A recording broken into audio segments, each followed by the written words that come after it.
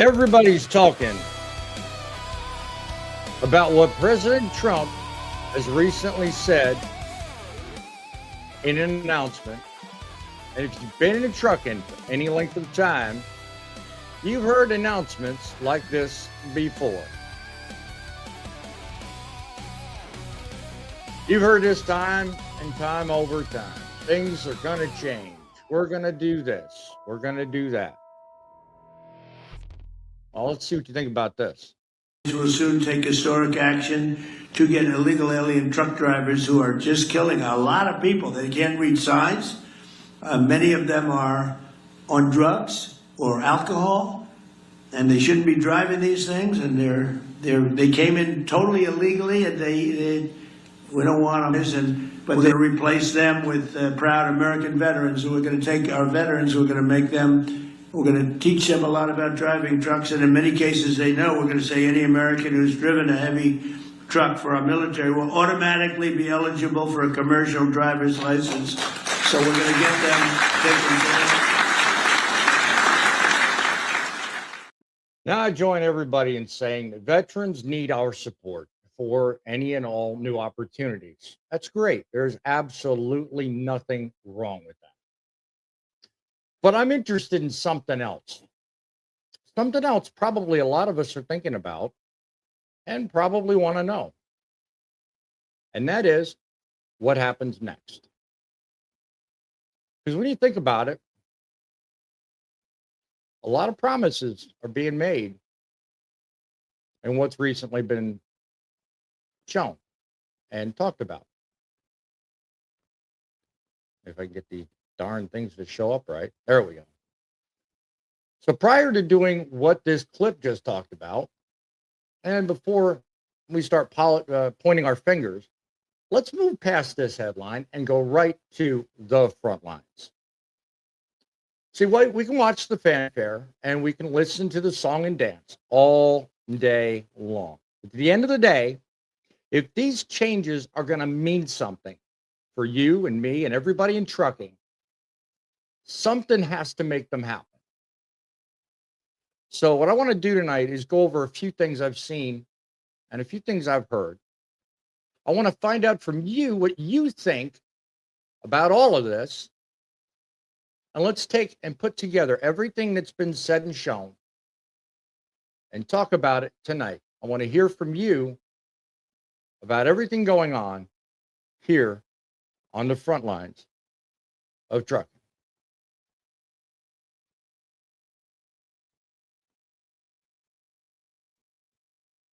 Don't have my stream deck, so everything is working in slow motion tonight.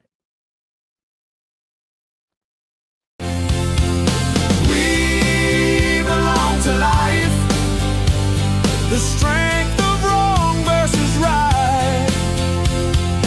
We belong to truth, found on the front line. We don't do it just for us and our families, we do it for you guys. Welcome one and all to the brand new Truckin Frontlines, a show where conversation is what helps make trucking great again. I'm Boss Man. I'm the founder of your place where your voice gets heard. Just moving forward, I want to just let you know quickly what we're looking at is a kind of show reset. And this used to be a lot different than it is now, but I want to build on it, make it better. And I want to do so in a way that actually helps you guys. It's real easy to come up here and talk about news stories. It's real easy to talk about my opinion, but it's another entirely to be known on the platform as a place where your voice counts. And the way I do that is I integrate what you put in the comments. I make part of each of my videos what you say. So I don't just say it because it's an interesting tagline. I say it because I mean it. And I want you guys to know I'm serious. So coming up in the future, I'm going to be integrating a lot more of the content on this channel in just that way. So make sure you leave your comments. Make sure if I put up a link, you click it because it leads you to be on this show and let your voice be heard, just like a good news show should be. So let's move on. You know, over the past several weeks, we've spent a lot of time talking about undocumented drivers, driver qualifications, licensing, and the responsibility that comes with putting an 80,000-pound truck on America's highways. Now, whether you agree with the administration's take, President Trump, Tom Homan, Sean Duffy, any of them, something caught my attention. A conversation seems to be changing just a little bit. And I want to see if you've noticed exactly what I've seen and heard. Instead of hearing only about who's here illegally or who shouldn't be behind the wheel, we're beginning to hear about another ideal emerge. The administration is talking about veterans now. They're talking about rebuilding parts of the workforce with men and women who've already demonstrated discipline. They've already displayed it because they're shown to be ideal for service to the country. Now that raises a few questions for me. It's simply, is this another campaign promise, or are we watching the beginning of an actually physically different approach to solving a problem we've been talking about for the past 3-4 years? And if this if this vision that they're putting through actually begins to take shape, what do you guys think that means for people like you and me, and those being hired and put into this industry? More importantly, what does it do for you watching this show right now? Before we go any further, I want you to hear from someone who's expected to play a major role in carrying out these policies. I want you to listen carefully, not just to what's being said, but also what it could mean for the industry moving forward.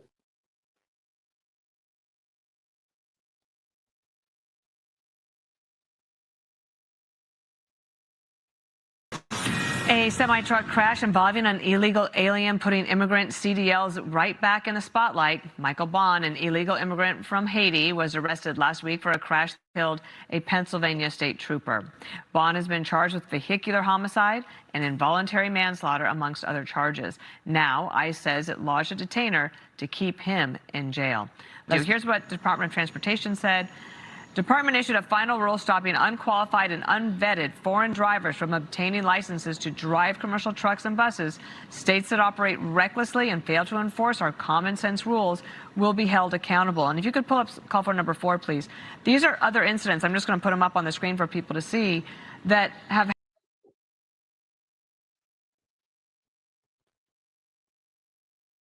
similar story. You're trying to stamp it out. Tell us where we are on that. Now, if you listen carefully, you heard a lot about the DHS is working hand in hand with Sean Duffy and his department. The vision's one thing, but the execution is something different entirely. And that's where my mind starts asking questions. See if this works right. It does. God bless me. Question I'm asking is, and I'm losing my spot here. My computer is completely going nuts. All right. One thing that's really caught my attention is what's happening in Washington. It's what we're starting to hear from the states. It's what was brought up in that news clip a second ago.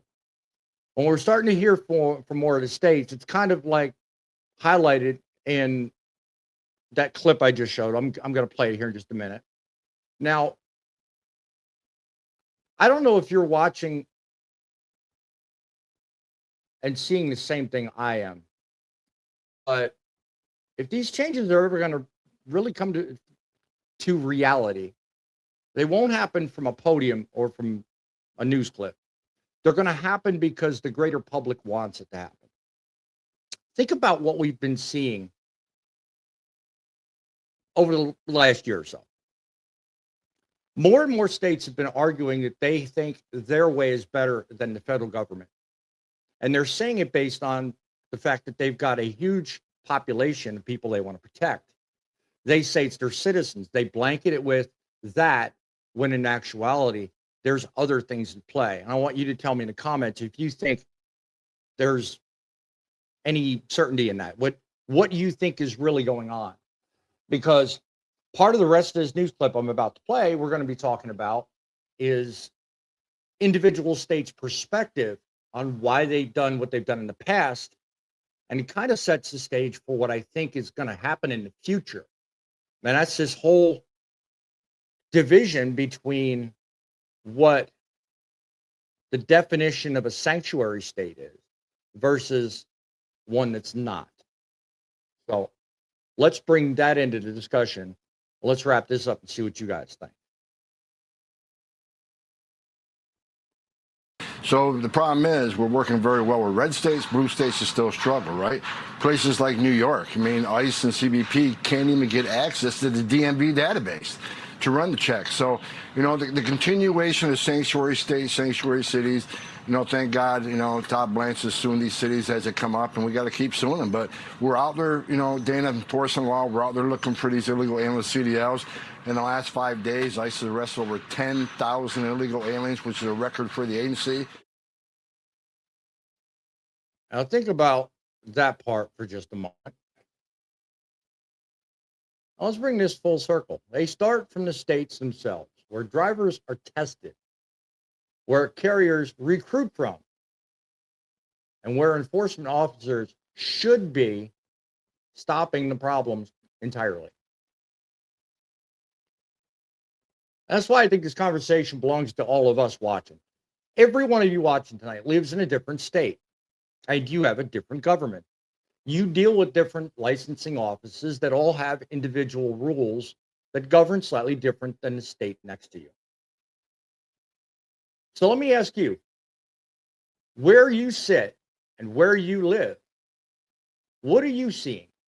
Let us know here as we check with our panel and you in the audience and review your thoughts. I want to know, is this approach Tom Homan is suggesting really going to make a difference, or is it going to be more of the same?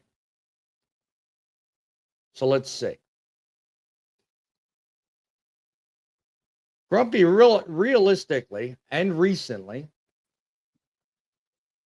Oklahoma has taken one hell of a huge jump into dealing with the issue of illegal drivers. If you like, I'd certainly like to give you an opportunity to refresh everyone in the audience how that's actually happened, what some of the things you've seen going on in your state, and beyond that, what difference you've seen it make in the state of Oklahoma. Well, they have been cracking down with ICE. They've actually, I believe, put in a kind of like a concentration camp for them, I guess is what they'd be considered. It's basically a detainment, and they placed that over in Oklahoma City from what last I heard. They set up, I think it was earlier this year, or it might have been the latter part of last year, and they caught close to 200 and some illegals that they took off the road. So that was a big thing, you know. I mean, it's helping, but I don't understand basically how it's going to help us drivers ourselves. It's more of a hassle than anything, if you ask me. Yeah. Well, I mean, I've noticed a lot of different things happening in the state of Oklahoma, and state's not far from you. You know, they're really pushing and clamping down, and it seems like they're trying to make a big statement, but I don't know what other channels and what other sources for your news you get. But I recently saw another creator talking about a foreign driver whose mission it was to brag about the fact that he can get away with whatever he wanted. The guy was literally filmed driving halfway through the state without stopping at one way station. And I thought that was particularly interesting. Now, Mhm, I I mention remember it seeing that because one. it's something being on, on social media, but at the same time, I don't think it was Oklahoma. Um, I think it was another state, as I Oh, recall. it was Oklahoma. Was it? He managed. Yeah, I wasn't sure, so I wasn't going to say one way or the other. he You managed to know? get all the way. He was trying to go around the scales and wound up went bypassed one, and there was a deal where he was talking in his language, and he had to decipher it, and some of it was like he was just like making fun of the state, and he cruised on until he got off of an exit ramp and was trying to take the old 66 highway and got caught. Now, Oh, what is that happened where? after that, I don't know. Yeah, Oh, okay. exactly what happened. Yeah, I wasn't sure how that worked out, but Yep. okay. Let me bring on our next guest. Let me see what he thinks from his state's perspective. So, Thumper, welcome to the show this evening. Glad to have you with us tonight. Hey, What have you seen from the state where you reside in, and tell us what do you think of Tom Homan's assessment of states? my state is not a good example for immigrants or illegals. Okay, And I'm just gonna leave it at that. Minnesota is one of the worst states out there for. I mean, half half the state, Minneapolis, Rochester, all of them, they're all, you know, it's all immigrants. The governor we have sucks. So right, and I shouldn't say immigrants, illegals, aliens, whatever you want to call them. They kind of get away with whatever they want, and they do whatever they want. right. So, no, my state for this conversation, no, it's not even worth bringing up. Do you think they've become even slightly more focused on at least qualifying drivers differently? No, No. no. All There's right. Well, people that there's some people in Minnesota that I know personally that should never have a CDL and they have it. And well, that's not being racist, that's not I being don't think. Well, no, discriminating and I or don't take. anything I like don't. that. No, It's I don't just take what you say. Minnesota is like California. They'll give a CDL to whoever. They don't care. I don't take it that way. I mean, everybody's going to put up their strategic fight about what they think is right for their state until a situation comes up that changes it. That Until yeah, our governing body in Minnesota changes, it's not, nothing's gonna make it better. right. True I that. mean, True I that. I mean, I mean, look at our governor. He ran for president or vice president, and Right. he got knocked the fuck down. Sorry, and I'm happy that he got knocked the fuck down because I don't like that guy. And then well, he's not running for governor again anymore. So honestly, the person that I can't remember what his name is, but the person that is running for governor, there's actually might be a little bit of shed of light in the future for my state. Never know. Never know. But until the governing body gets their act together, I mean, there ain't as far as like CDLs and all that other stuff in my state. It's probably one of the easiest states to get your CDL in. Don't matter who Yeah. you are. True that. True that. So, Well, and Blue then like Dandelion, your we join me and the rest of the panel to welcome you to the show. Well, glad you're here. Diamond note or not, glad you're here. In fact, yeah. anybody in the audience, if you want to chime in, leave us a comment in the chat. We're going through it a little bit here at a time, a little bit here, a little bit there. If you And like, there is one comment that is pinned to the top of the chat that allows you to come up and be part of the show. I encourage you, if you've got something you'd like to add or be vocal about it, you don't have to show yourself on camera, but you can certainly click the link and come on in and join the conversation. We encourage that as well.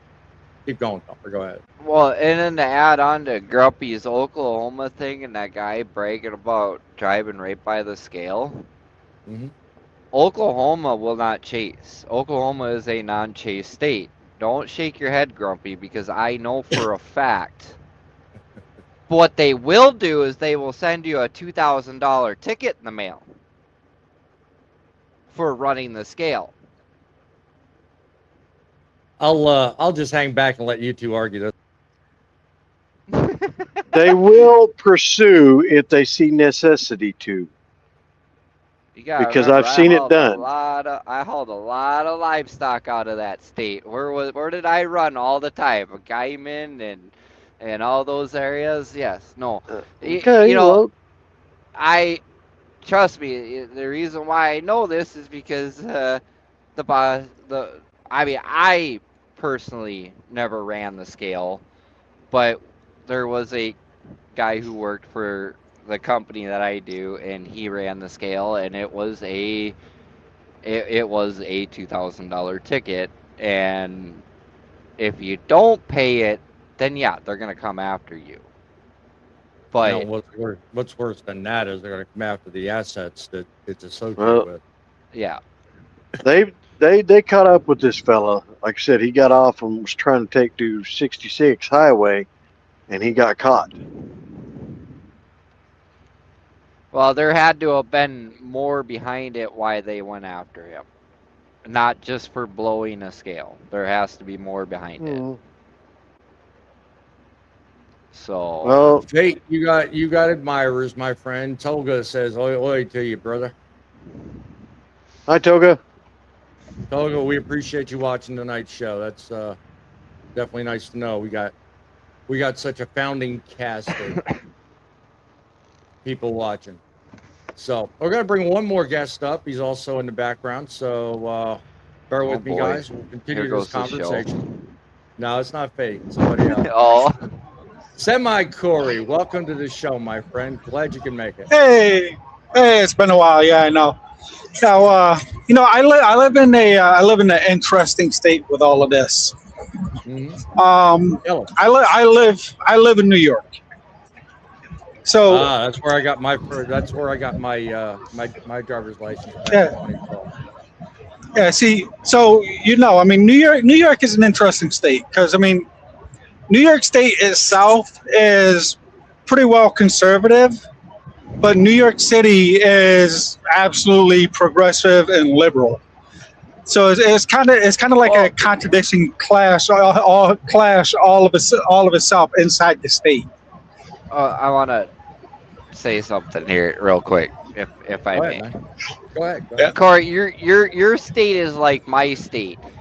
If you actually look at the polls during the election, most of the state of Minnesota was red, except for Rochester, Minneapolis, Duluth, and Moorhead, and that's right there is what those heavy populated cities is what dictates the whole other state. Yeah, New York City dictates the entire state of New York. New York and Buffalo kind of dictate the entire state. So, and obviously, I'm sure. I mean, it's no secret. There are a lot. Like New York City has a lot of, not only a lot of immigrants, but a lot of undocumented immigrants. So, I mean, I got mixed feelings about the whole immigration conversation, but I also see like getting a CDL in New York, having a CDL in New York City. Like I can kind of see the perspective that Hocho doesn't see it as a problem like the rest of the nation does, because I mean, other than the reason that she's an idiot and blind, but in New York City, being a CDL truck driver in New York City is like that is next level. I mean, and if you've ever driven the 5 boroughs, I mean, you'd probably agree. I mean, the skill set to drive in the 5 boroughs is next level just to get through there. So with that being said, she probably I don't think she sees the national issue because she's more focused on New York City. Talking about governor, right? Yeah, the governor. Yeah. And like I don't think the current governor of the state has gotten anything right since she was sworn into office. Honestly, I might agree with you. I can't think of one thing she did right. yeah. Because I lived there. Yeah. I lived there for 21 years, and moved away. Lived in North Carolina for a number of years. Moved back up to New York. Lived there again for another 3 or 4 years. And I got so, and this was long before Terry. I mean, long before her. So I can't blame her for this. I mean, the whole time I lived there, it was Andrew Cuomo. Yeah. He was the one. So you weren't there during the Pataki times. No. Yeah. No, that was Andrew Cuomo I was there for, and I left before he got into the schnick crap that he got into. Yeah. So, yeah, but I mean, Como is an entire conversation all of itself. Yeah, that's a whole nother live show we can have at a later point in time. Yeah. That does bring up one positive about Hocho that I just thought of. I think, and that is that I think Hocho is the first governor we've had in like 100 years who doesn't look like a mob boss. That's interesting. Yeah, making the comparison to Andrew. Yeah. So. Yeah. I think that's very funny. So. Yeah. Let me see. Trying to straighten out my. There I am. Okay. So, all right, I've got all three panelists up here. Let me ask you guys, if the administration's vision actually begins to move forward the way we've kind of outlined here at the start of this conversation, what role do you think your state is going to play? I mean, Thumper, we've already discovered you don't have a whole lot of faith in your state, but we got two real different states sitting at the opposite ends of this view screen tonight. On one side, we've got the guy below me, state of Oklahoma, who, for whatever reason, publicly facing forward, has really made it look like they want to be on the front lines of the problem. They have made efforts to work with ICE. They have made efforts to, confront illegal, unqualified drivers, whereas the state of New York, they're faced with yet a sanctuary city issue, in my opinion, no offense, Semi, but lazy government and no idea what I agree. I agree 100%. Let me start with you, Grump. If you're looking at everything that both Trump has said and both what Tom Homan said, what role do you think Oklahoma is going to play moving forward? And do you think they need to change anything? Well, currently, I believe they're going to be on board, and because so far they've been trying to do their damnedest, basically, to catch these illegals and apprehend them and get them off of highways. Right. And as far as going forward with it, I feel that they'll stay with it as long as we have the current governor that we have, because he's on board big time with that, because he is, of course, red. Right. But the hardest part I'm seeing is who's footing the bill for these people that are taking off.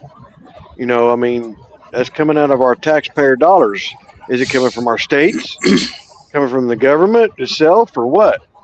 Well, that's a whole other live show, but it's a good point you raise. I mean, because the longer it takes to solve the problem, and the more complications your state puts in the problem, the more money has to be invested in actually solving the problem. So yes, that's a valid point. Catherine raises a good point. She says, I live in the state of Virginia, so when it comes to driving, my dad knows exactly how far or how to get around places like Springfield or Arlington. I really don't know a whole lot about either one of those two states, but I'm assuming what you're talking about, Catherine, is the way station. And if that be the case, every state has that. I mean, there's ways to get around way stations. You know, but the clip I was referring to earlier was talking about one specific type of driver. I'm not going to say, and I'm not going to say what creator, so you don't have to go looking for it. But there's one specific type of driver that was bragging about boldly driving past a way station, not stopping, and going completely through the state. Now, he eventually got pulled over, and he eventually got cited, but it wasn't for running the scales, and it wasn't for what you think it was. And this is what kind of inspired me to write, talking points on the show tonight, because Oklahoma is not the only state that has this problem. There's several other, and they're far worse than Oklahoma ever thought of. And the creator that put that video up just highlighted a problem that honestly, we don't even know how deep it runs. And yet, certain sanctuary states are sitting here crafting an argument that it's their privilege, like that one governor in the Northeast said, I would rather have them licensed than, what? That makes no freaking sense. Like Tom said, why don't you tell that to the trooper's family that was killed? You know, we need to take seriously the fact that when you're driving an 80,000-pound rig, it's serious business. You know, we may sit up here and laugh about stuff, and I may have some of my panelists or those that want to come up here joke with me about whether I'm good, bad, late, or otherwise. You know, that's one thing. But when you're talking about safety, and when you're talking about putting people behind the wheel, you need to make sure they're qualified. And it starts, as far as I'm concerned, I want to hear from you in the comments if you disagree at the state level. If you let illegal drivers in, then it's our job as a federal government to clean up your dereliction of duty. Let me know if you disagree with that. I'm quite stern about it because I want a safer trucking industry. I want people to know that if they get into this industry, they're going to make it home. I've got a wife and I've got 2 kids here. They depend on me. Safety is a thing, and it's a big thing in my industry. One thing I've learned out from being out here 3 decades is Washington can sit here and talk all day long to the blue in the face about what they want, what they think, and what they see coming. But here on the front lines, we're the ones that actually show whether or not that vision's actually coming true. We tell you if it's actually passing or if it fails, and we can do it before it even starts. So I want to hear from you. What do you think is going on? Do you think that Trump and Tom are really onto something? Or do you think they're all just talking a bunch of windbags? What do you think? I think. Semi, what do you think? I listened to Trump the other day. I mean, to me, it just sounded like a lot of ear music, and the other guy was just doing backup. Like Trump is talking about, a great, bright new idea of taking the foreigners out of the trucks and putting vets in. Right. But yeah, first off, okay, well, why is Delilah's law not being pushed forward? And the second thing is, and the second thing is, he's talking about we're going to start putting vets in trucks and giving them all these waivers. But if I'm not mistaken, these waivers already exist. They've existed for years for military. They have. So I mean, he's not singing something new, but he's just taking something old and trying to make it sound like it's new, like it's his new bright idea. Yeah. So I mean, to me, it's just ear music at this point, because I mean, what's really being done? Right. So at this point, Thumper, do you think we're witnessing the change of how things are done, or do you think we're seeing more of the same, just promises delivered in the dark and nothing done? Well, you want something to change, don't you? I think we all do. All right. Oh, definitely. All right. I'll break this down to you, and I've said this before. You can't fix something, or you can't. They're just adding new laws and everything else. They're not fixing the actual problem. hold on a sec. Corey, can you mute for a second? You got a lot of Oh, sorry. background noise. Sorry. Yeah, sorry. I got a fan in my vicinity here, so I can't hear any of that. So sorry Yeah, about no, that. it's extremely loud, actually. Yeah. I'm not Yeah. trying to be mean. It just, I Mhm. feel like I'm yelling when I hear that background noise. But I know. anyways, I know. Yeah, sorry Continue. about that. I got another 300 miles to go. oh no, No, you're no, good, no. buddy. Just mute while you're not Um, talking. That's all. yeah. So okay, so I've said it before. You add laws onto a broken system. Fix the Right. broken system before you add laws. Okay, so there's Kind one of knew you. problem. There's one problem right there. There's two parts to this. Yeah. Okay. Now I'm gonna go back to like the I don't know how to explain it, but it seems like a pattern in the history here.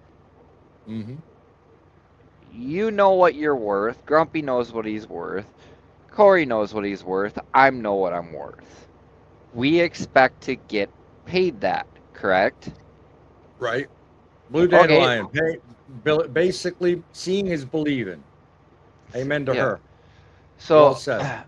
so as a business owner, you come to me and you want, I'm throwing numbers out there. This is not realistic. You want, we'll do a percentage because that's Mm-hmm. easier for me to math stuff out because I don't ever, I work off percentage, not mileage. So let's do percentage. Okay, you want 30% of every load you do, Right. and you got experience. Mm-hmm. Okay, well, say Mr. Mohammed Joe Schmo over here just got his CDL, no experience, Mm-hmm.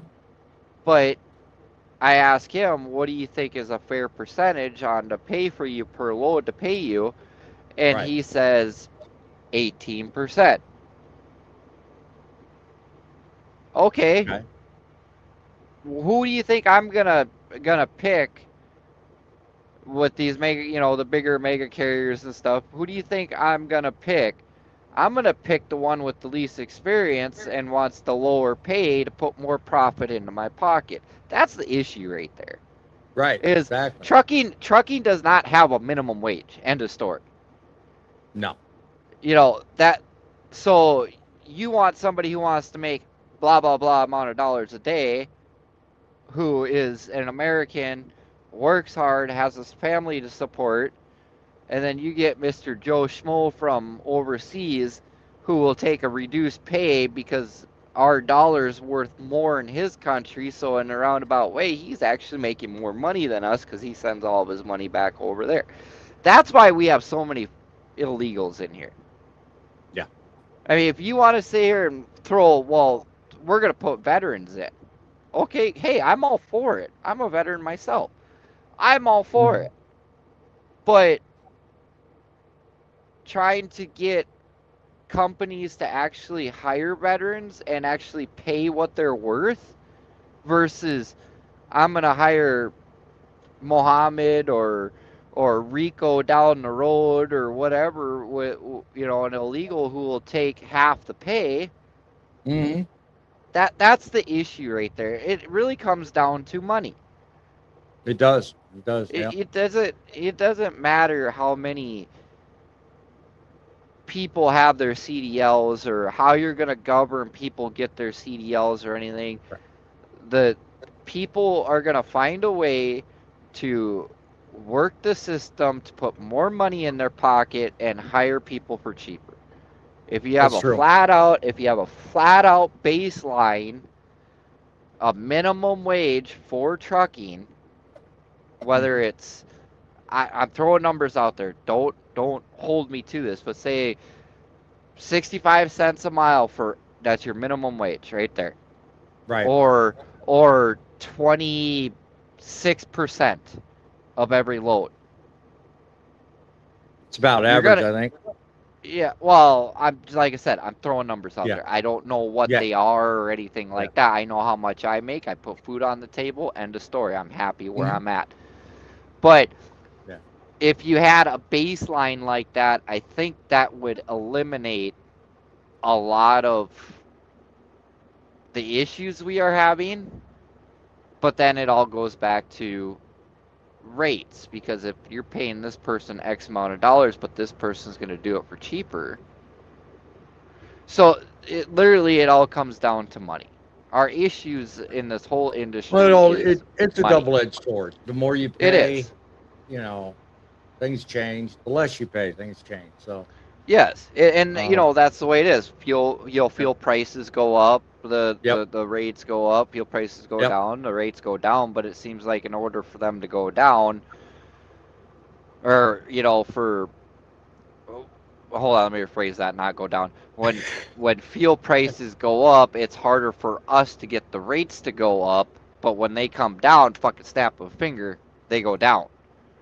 People Well, the same is always true want with to. fuel. The more complications there are, they'll raise it in a second, but as soon as things even out, it takes forever to come back down.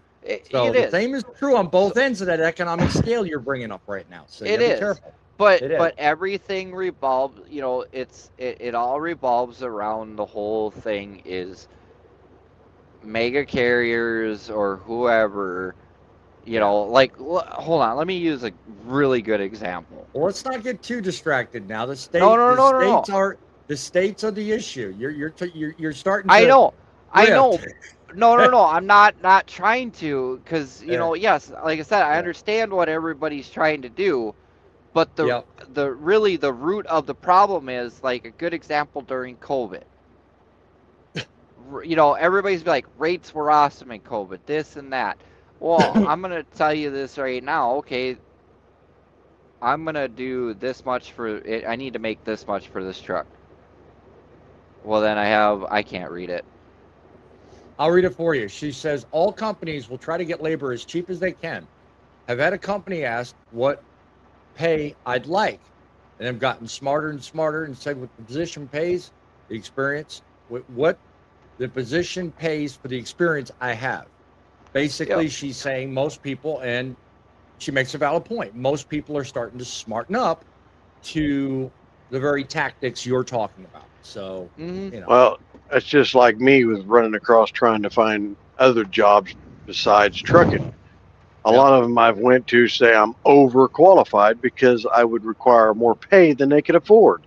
And I That's look at them just like, slang for I'm looking why to would? save money. That has nothing to do with your qualifications. They just want Well, to that's save what money. that's the whole idea. I'm looking at them like, if I wanted the pay that I really had before, I wouldn't have applied here to begin with. All right. Well, let me get all But three of you involved in but this question. I want to wait, kind of I quickly, want to Thumper, add. because I want to move it. I want to Yeah, move in. no. I know you want to move on, and I'll make this really quick. But really, Yeah. what it boils down to is, unless every state is on the same page, nothing is gonna change. Because you could have, like, Oklahoma, New York, Minnesota. We're all different. Yeah. And like I said, that goes for all of, like, we had that huge discussion a few weeks about FMCSA. How Yeah. does a state override federal? Yeah. And we all have that argument. Well, Yeah. federal overrides state, but in the state's eyes, state overrides Yeah. federal. I mean, that's literally what it boils down to. Last question while I've got all three of you tuned into this subject matter. If more responsibility shifts to the states, i.e., New York, Oklahoma, Minnesota, and those in the audience, chime in. Let me know what you're thinking about the state you live in. Do you think that your state's licensing and enforcement systems, as they currently sit, are prepared for what Trump and Holman are saying they're going to do? Semi, what's your thought? State of New York, I tend to say probably not, and it's going to be a while. But what do you think? Do they have the capacity and the ability to fall in line with Trump's order? Do you Yes. think that they Do have I think everything in place that if that comes about and changes, they can handle it? I think they do have everything in place to handle it if it does come about. But again, I think New York is just too goddamn stubborn, and they're gonna fight tooth and nail I'm going to challenge you. avoid it. I'm going to challenge you because I want to know what you think they're going to do about a sanctuary city like New York City. How are they going to work this with Mondami, for example? Well, Mandami he's just basically a puppet. I mean, No, he's he's running a sanctuary city. He's in right, effect right, posted and bragged about that. right. He is running the city, but he's a puppet. It's Hocho that's going to make the real call. Right. And I think she's going to fight tooth and nail for her sanctuary city.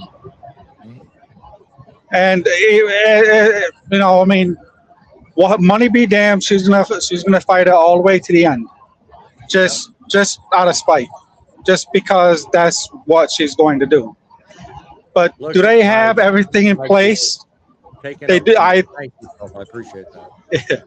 I think they have everything in place. I think they have the capacity. I just don't think they have the drive or the intention. Yep. Yep. Grumpy, what do you think? Oklahoma, currently, sitting the way it is. Same question. What do you think? I think we're about halfway on board, basically, if you ask me. That's just my personal opinion. I mean, we weeded out quite a few of the schooling stuff and stuff like that, so a lot of our schools now are more legit and can check to make sure that before they run them through a school, because you have to go to a school to get your CDL. You can't just walk into the DMV and say, give me a test and take it. You have to go through a trucking school here in Oklahoma. That's mandatory now. But they weeded out quite a few schools that were not real good in this state, which there was only a handful of them, maybe, if that. And the ones that are very viable upfront supporter is in the comments right now telling us, hey guys, Sean, appreciate it. If you guys want to know more about somebody fighting for you guys the same way Truckin Frontlines is, get with Sean on TikTok, letting him know that you want people to get you some information that really helps you move the needle. Sean Whitwood belongs to We the Truckers, and him and myself and Vince, we're teaming up. We're planning things. We're working things out. So definitely encourage you. Look him up on TikTok. And Sean, if you want to come on up here and click the StreamYard link, by all means, I invite you to do so. It's pinned in the comments. If not, I understand. But bottom line is, you know, hey, look them up. They are a great organization, a lot like ATU, but they're We the Truckers. They get the job done. So anyway, back to Oklahoma. Grumpy, I didn't want to cut you off. I just wanted to acknowledge he was there. I'm just glad to see Sean here, and I'd like for him to try to come aboard with us because he has a lot to say and a lot of good information. And all you got to do is just take that link, put it in your browser, come on in. Yep. Because Boss Man will see you. But well, yeah, I mean, Oklahoma. Has he? I don't remember him being on here. He's been on my show before. Sure. Continue, my friend. But anyhow, Oklahoma's probably about halfway. I mean, that's the way I'd see it. Most of everything they farm out now, as far as like our driver's license, we don't even get them. You used to be able to go into the DMV, they printed them right there, give them to you. No more.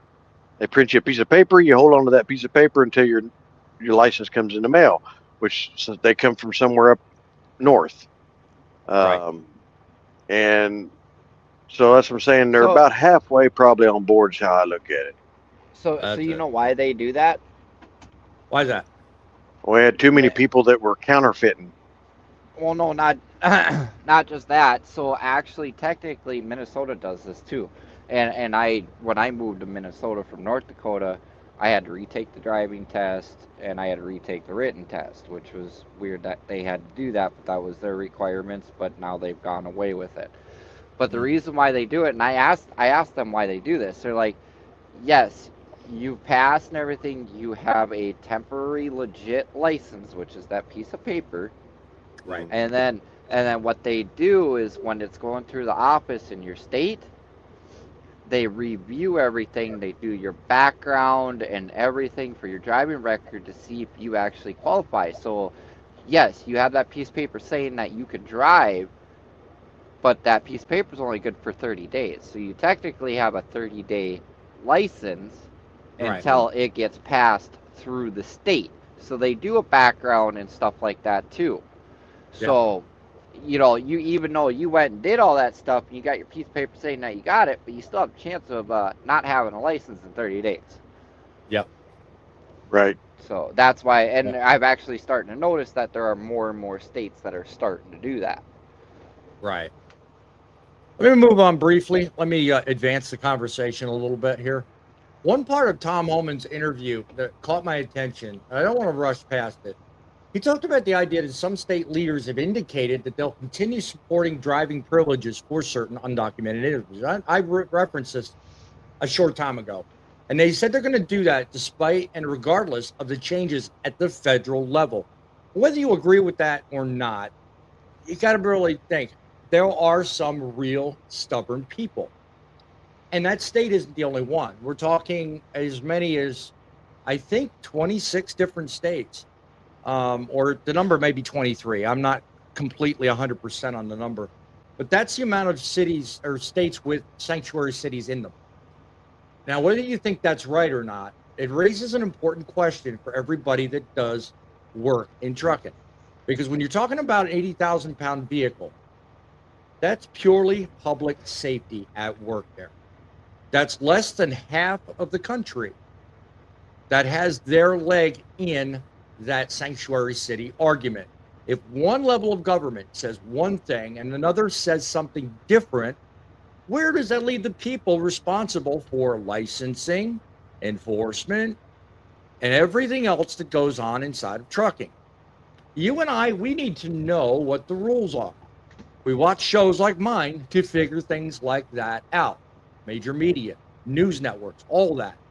Carriers also need confidence, knowing that they can rightfully do the right thing by the people they hire. And law enforcement needs to have clear signals as to what they need to do to enforce laws and keep people safe. So rather than empty targets and excuses that do nothing more than just codify their existence, they need to change their tune. Now, that question could be put to the half that do things right or the half that stick by, I want to keep my sanctuary state. So I'll ask you, do you think the differences between what is currently going on, between the state and federal approaches to what needs to go forward, create confusion? Or do you think the states should have their flexibility and their right to make their own decision? Let me know what you think in the comments.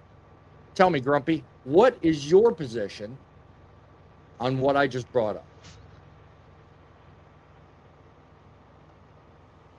What do you think should happen? Apologies. I was No, you were away. distracted. Happens every day. Tell me, or do you need me to repeat the question? Repeat the question, please. God. I was busy doing something. You need to watch the show, not only be part of it. Man, look what you're making. He was stuffing his face. He probably was. No, if you look at his cheek, he looks like a goddamn chipmunk. He does. Guilty as charged. Well, let me give you the short version, Grumpy. If trust is such a problem, and everybody knows that only half or less than half of the country is ready to do this, and you got less than half that are sticking to this, I want to be a sanctuary state, and you get the other half that want to do what's right for trucking, what do you think eventually happens? I mean, overall, you have right now an environment where those of us in trucking, we really have no way to know what's right or trust that where we're at is the right thing. So do you think It's not going to ever work. Well, let me finish the question. Do you think it's perfectly right for the states to have their right to exercise their flexibility, or do you think it all needs to be set clear and come from one direction, all or nothing? Which do you think works? It's going to have to be all or nothing, honestly, because if you're a sanctuary and you're not following and wanting to go by it, it's not going to do any good. It's just,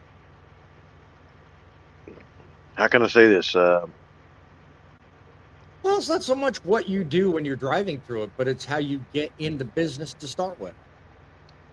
True. Think about it. 17,000 licenses out of California. California is a sanctuary state. Hmm. You got, I think it was correct me if I'm wrong, something like 2,300 licenses that came out of the state of New York.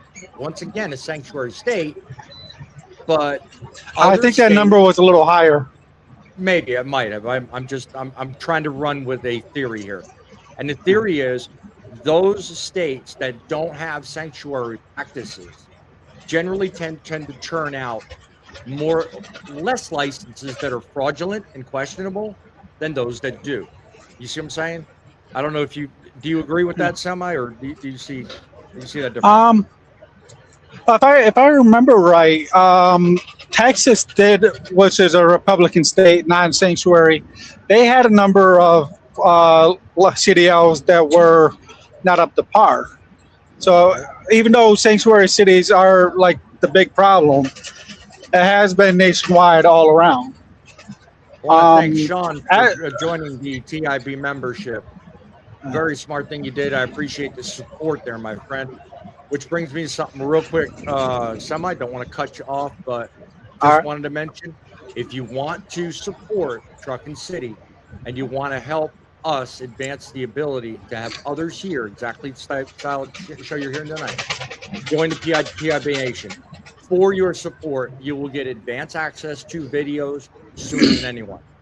Video membership gives privileges, and the membership privileges here are that you get advanced access to all the videos I create and other newsletter kind of related assets that I have as well. So thank you, Sean, for becoming a member. Anybody else wanting to support the channel, I certainly encourage it, and thank you in advance for said support. Thank you. Go ahead. Finish what you were saying. All right. So as for the CDLs and new entrants and everything, my honest opinion is I think all 50 states need to be decertified. And I say that because a CDL, well, I say that because a CDL is a federal license. Well, what I mean is a CDL is a federal license. Therefore, it should be a federal agency, a federal office issuing them, not the states. That's my opinion. So I think that would fix a lot of the problem. Okay. So it should be a federal license issued by a federal agency. That's an extreme way of doing that, though, by the way. I mean, you know. Yeah. I think personally, if you're demonstrating disregard, if you're demonstrating a total disregard for the systems and procedures, then yeah, you should be certified. But to do it across the board, nah. I think all that's doing is creating confusion. But I see why you're saying it, and I understand. Yeah, I understand what you're saying. I just think it creates a lot of confusion. Like there isn't already enough of that. Oh, there is a lot of confusion. Yeah. But I also think by just having it as a federal agency would clean up a lot of the confusion as well. Like it would create a lot of confusion, but it would also alleviate a lot of confusion.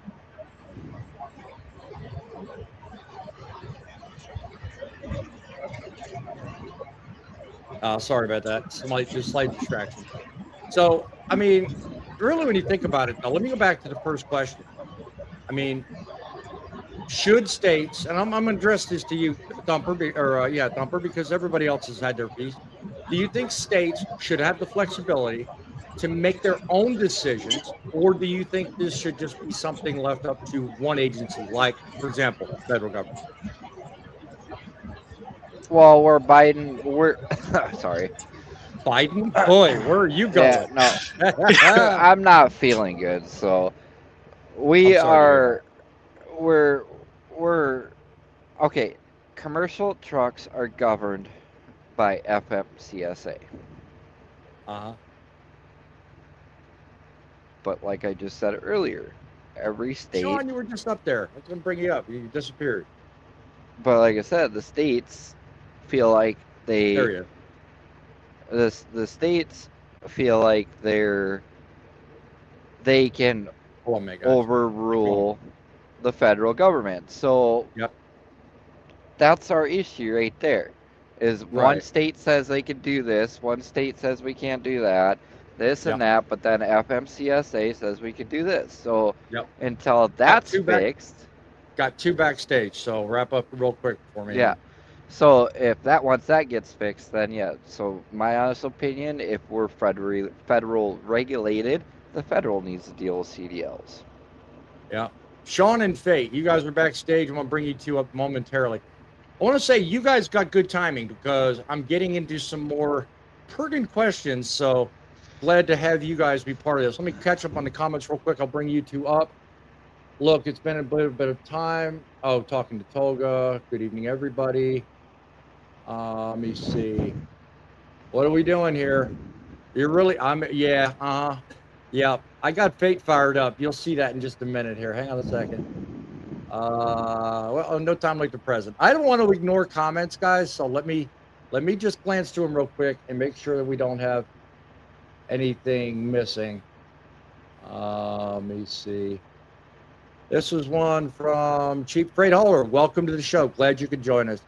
So have the feds opened an office? You issue CDLs going to go hard if they only put one office in every state. Do you really think that's what they're going to do? That I mean, more come than on. likely, because that's the government. Could be. Yeah, I'm getting kind of behind on the comments, so just give me a second. Let me get caught up. I'll bring everybody up. Been wondering if you were doing blah, blah, blah, small chit chat. No offense, Blue Diamond. You're well to chat with that, but in terms of moving on, make sure everybody gets the right thing. All right, Togo, I'll get to you. All right. What are you doing to me, Fate? You're trying to bring the Constitution into this. Come on now. Can you hear me? Very No. well. Okay. It came up different. The link that Tolga posted, it came up different. So I didn't have a chance to see if my mic and stuff was working. Oh, Listen. I see. Okay. Semi said it the best. And yeah, and I'm picking on Grumpy, of course. Like, I find it like what I'm about to say is going to piss off a lot of people, but it's the truth. Okay? Okay. It is so funny how I'm in this boat too. How uneducated people immediately want to wipe out our Constitution. Do we forget what we just celebrated? 200 We Right. just just celebrated the Declaration of Independence and our Constitution. States Thank have the right to Yep. be separate from the They do. federal government. What Semi said about a CDL is facts, and I've been preaching that for years. That is a federal license. That is not a state license. But let me challenge you on that very thought you just completed. Respectfully, let me challenge you on that. Where should the allowance of what you just said be held true to the point that it endangers the safety of the regular public? That's the federal government's fault, not the state's fault. Why? The Why federal, is it your fault? because the federal government has always allowed non-domicile CDLs. The problem is I have a huge problem with unqualified people driving commercial vehicles. Let me be very clear about that. I have a huge problem with that. One more guest But backstage, so I want to quickly get his take on this too as well. So keep talking, Fate. I just want to bring him in as well. So hence the FMCSA, which is a federal organization, should be the one that's giving out the licenses. If that means that, like Cheap Freight Hauler said earlier, there's only one office in a state, which that's absurd, but that's why they delegated it to the states. Now, do I think all states operated correctly?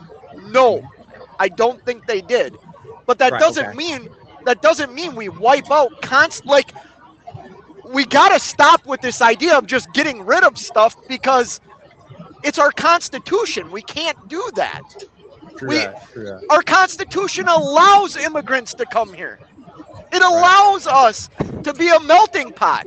That's what True. I celebrated on July 4th. Yeah. That is exactly what I celebrated. Well, I mean that was an important milestone for the entire country and everybody Yeah. involved. So I will Well, I definitely look agree at with it that. as Sean, I look at let it me as let me hold Grumpy hold. Let me get Sean and let me get your take on the question I asked earlier about the fairness of using states and what you just said. You know, I mean, you got the states' right to do what they want, but then you've also got the issue of doing what's safe for everyone. So, Corey, can you Sean, mute real what quick? say you on this? So Oh, here's the thing that when you guys bring this up, it's a great topic, and it's one that means deeply to my heart when it comes into the industry. You certainly. know, it's following what states can do and what federal and how they coexist, right? And Right. if we look at this, the field of it right now, right? So if we look at autonomous, the federal Mm-hmm. saying, "Hey, I want to waive the states' rights and what rules they have," and we're going to Mm-hmm. come in and change what they have written already, and we're going to make it federal. So right now we have states and federal right now Right. going at it like fist to fist. I mean, they're just fighting each other. Right. But yeah, I mean, 100%. If there was a state, that's monitoring our license, then it needs to stay with states. If the federal want to do it, then the federal should do it. But right now, we're not seeing that. And to me, honestly, like you said, our constitutional rights say that the states have the power. But however, because there's different spots in states, so like for example, in South Dakota, we have more agriculture stuff going on, right? So we use them non-domiciles to do agriculture. Where you might get into Tennessee where they don't have as much agriculture, so non-domicile to them really they really don't need it if you know what I mean. Right. So you have to look at these different lines and go, okay, where at what point do we say, hey, if the federal is going to come in and try to do CDLs, because I really do think they are. I think that's one of Sean Duffy's agenda. It's one of his major one, and we can see that. And we can see that right now with New York, right? New York, he's saying, hey, I won't give you guys any more funding until you guys get quit issuing non-domicile CDLs. And, and I think, you're right. I mean, Well, you're going to have immigrants. Here's the other thing that you kind of glossed over just a second ago, not to kill your thunder, but what I heard interestingly a few hours ago was a reporter saying something about the fact that what he thinks is going to happen is that the states, well, actually, let me step back and put perspective in this, because the whole discussion was going on a news program about this whole effect of what is being proposed here. And one of the comments made by not only the commenter but the newscaster was the fact that it puts an interesting light on something you just mentioned, Sean, which is you've got a number of states, and I may be wrong on the number, but less than half the country that have sanctuary states and positions, rightfully so. Now, what this does, in effect, is it puts the pressure on those states to say, look, you're going to follow this or else. Now, what that or else is arbitrary, but it says this is what's going to happen.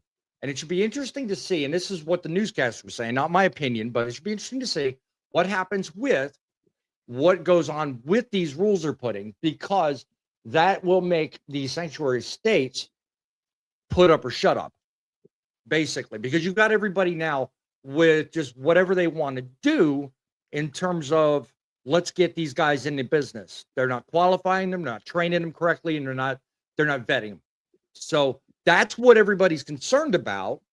But yet those people that are on that less than half the country majority, such as the sanctuary, they're not worried about it. They just want to push the numbers. They want to make it look like it's their side's winning. So that news show, if I can find the link, I'm going to put it up here in the show so you guys can watch it. but what do you think? I mean, that because you just reminded me of that, Sean, and that kind of puts an interesting tint on that, if you will, what you just mentioned.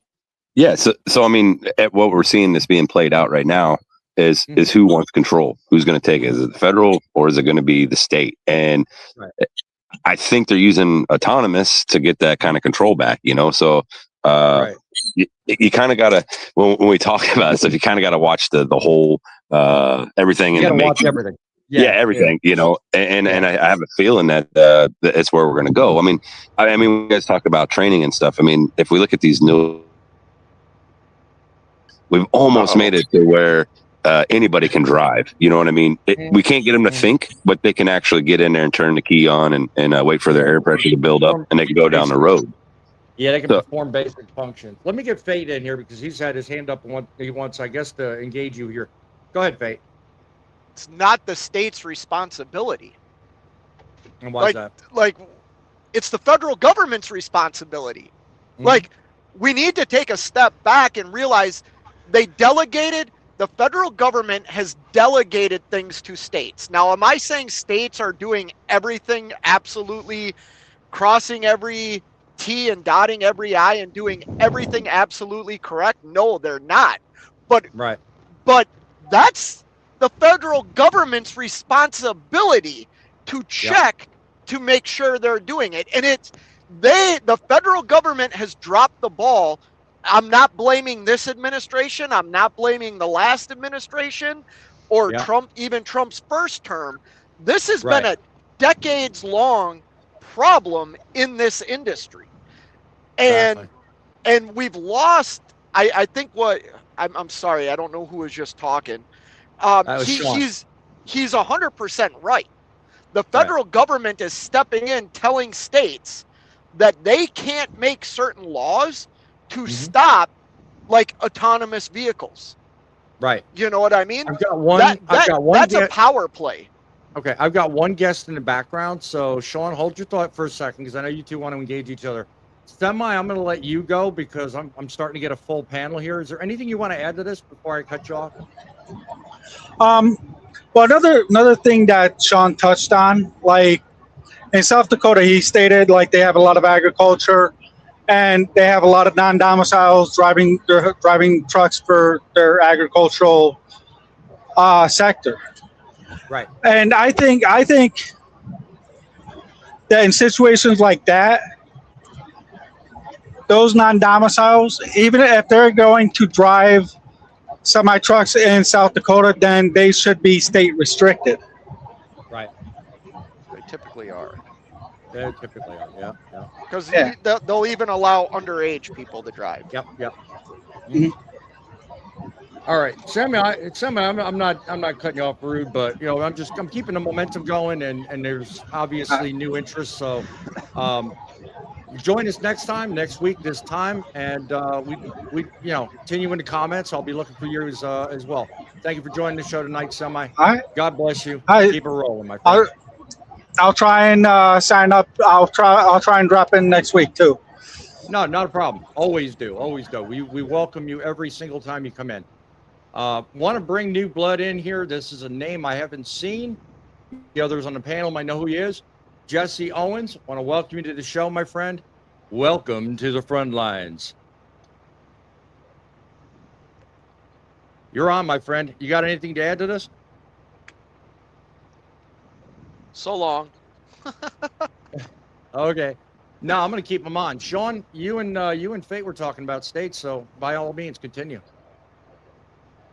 Yeah, so I mean, what he's saying as far as the federal and the states, I mean, right now it's in the makings that I can see that the federal is going to step in. I mean, they do, the Green Book. We all think that those are the rules and those are laws, but they're just guidance for states to say, hey, you know what, I'm going to pick this little bit out of this Green Book, and we're going to make it into a state law because it best fits our state. Or then some states say, hey, you know what, it doesn't fit our state, so we don't want that out of that Green Book. But as a driver, you got to know the whole book, so that way hey, you know what, this is where I need to study this part of it because this is a state I'm going to drive into. So I mean, could it be definitely organized and for it to match every single state? Absolutely, and I think it should. as our highways are being performed more.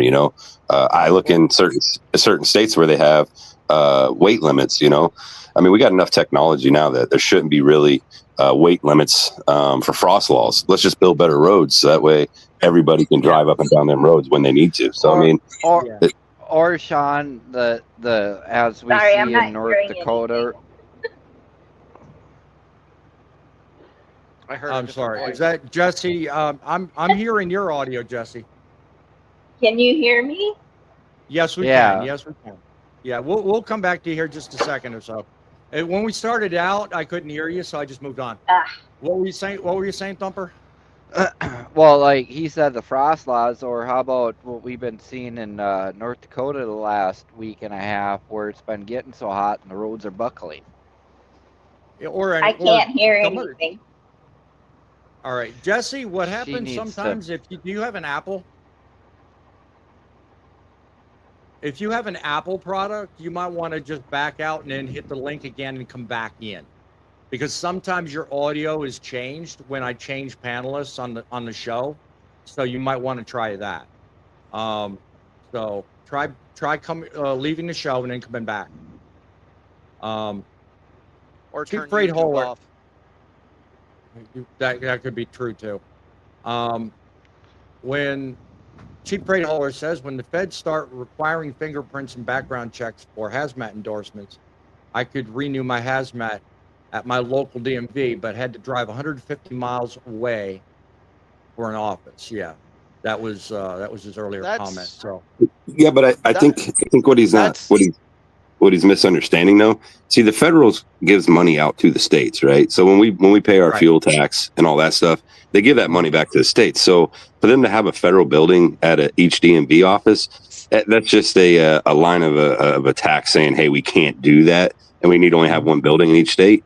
No, they can there's federal workers in every DMV. So I mean, I don't see that being an issue if the federal said, hey, I'm going to come in and I'm going to take over. They're going to have to follow underneath our guidelines. All it would do is create more jobs on the federal level in the DMV office. So that way we're getting the education part checked off in the way it needs to be checked. Right. So I don't see them coming in saying, hey, I'm just going to have one. It'll still stay the same. Catching up on his comments, he goes on to say that states can do whatever they want when issuing CDLs, but they quit relying on federal money. So I don't know if there's truth to that, but that's what his next comment was. Well, no, they can't. Like they can't. A commercial vehicle license, is federal. It's issued by a state, but it's a federal license.